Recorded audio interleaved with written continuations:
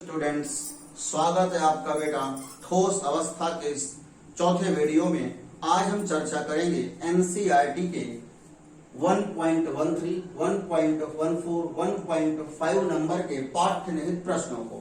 ठीक, तो देखते हैं बेटा, इसका 1.13 नंबर का क्वेश्चन कहता है, स्पष्ट कीजिए कि एक घनी एकक कोष्ठिका के कोने व फर्स्ट नंबर कोने व सेकंड अंतः केंद्र पर उपस्थित परमाणु का कितना भाग सन्निकट कोष्ठिका से सहभाजित होता है।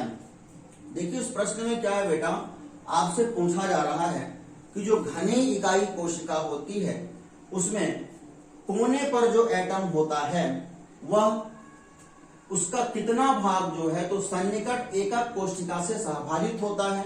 दूसरा, अंतः केंद्र पर उपस्थित परमाणु का कितना भाग सन्निकट कोशिका से सहभाजित होता है। देखिए मैं आपको बता दूं कि जो घनी इकाई कोशिका होती है बेटा, तो उसमें जो कोने पर उपस्थित परमाणु या जालक बिंदु होता है बेटा, इसे घनी इकाई कोशिका मान लें कि घनी इकाई कोशिका है, ठीक है। तो इसमें जो कोने पर उपस्थित जालक बिंदु होता है या परमाणु होता है वह इसका साझा 8 घनों के साथ होता है। अब आप सोचिए बेटा कि यहां पर जो एटम है इसका साझा 8 घनों के साथ, ठीक है। जब इसका साझा 8 घनों के साथ होगा तब कैसे स्थिति निर्मित होगी, ठीक है ना। यदि हम इसके 4 टुकड़े करें तब 4 भाग हो जाएंगे बेटा इस प्रकार से, ठीक है ना।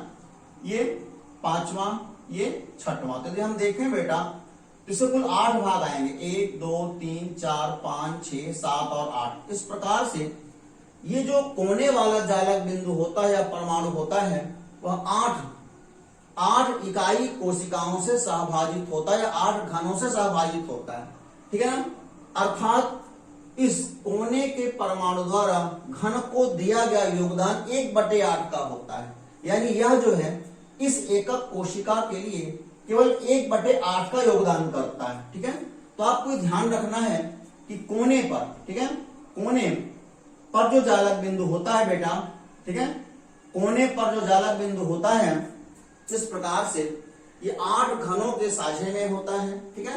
यदि 8 घनों के साझे में, इस प्रकार से बता रहा हूं, एटम है, ठीक है, एटम बेटा ये 4 भाग हो गया, आप देख रहे हैं, ये 5वां भाग, ये 6वां भाग, ठीक है।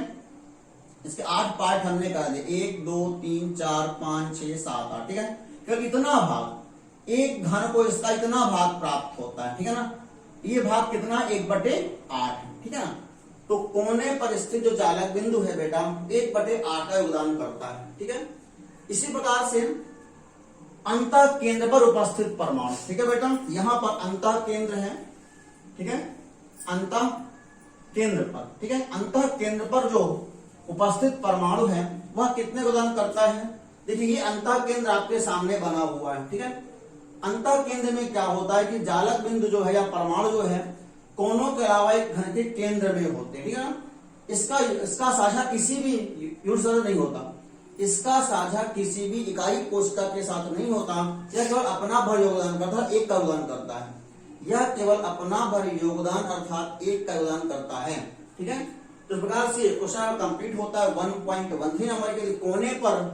कोने पर कोई भी एटम है तो 1/8 का योगदान करेगा। यदि केंद्र पर एटम है तो केवल 1 का योगदान करेगा, आपको ध्यान रखना है, ठीक है।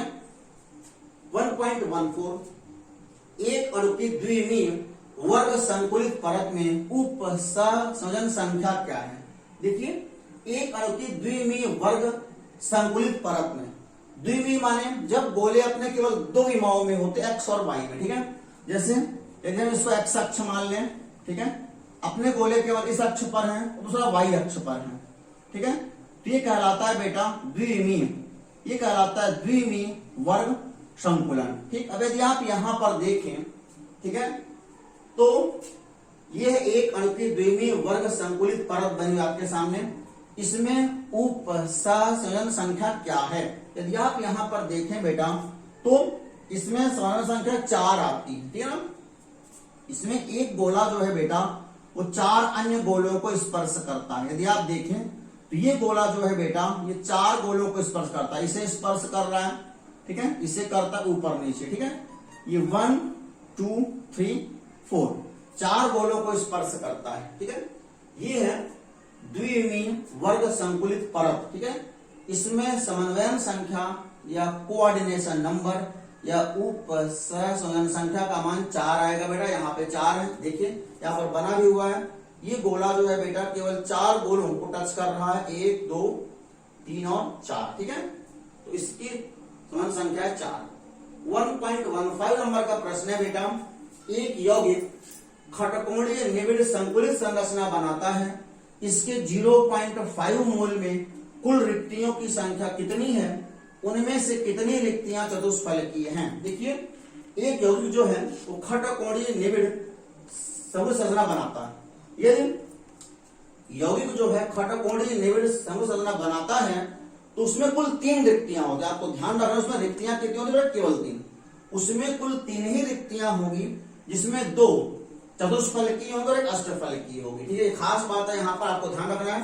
खटकोणीय निबिड़ संकुलित संरचना में कुल 3 रिक्तियां 1 अष्टफलकीय व 2 चतुष्फलकीय होती हैं। पहले आपको ध्यान रखना है। ठीक है, अब 3 रिक्तियां होती हैं कुल। ठीक है, पहले हम ये देख लें कि 0.5 मोल में परमाणुओं की संख्या कितनी होगी। ठीक है, तो 0.5 मोल में परमाणुओं की संख्या बराबर 0.5 इंटू 6 एवोगैड्रो संख्या। ठीक है, एवोगैड्रो संख्या इंटू मोल संख्या। ठीक है बेटा, अब गुणा करने पर आएगा एटम की संख्या, परमाणुओं की संख्या।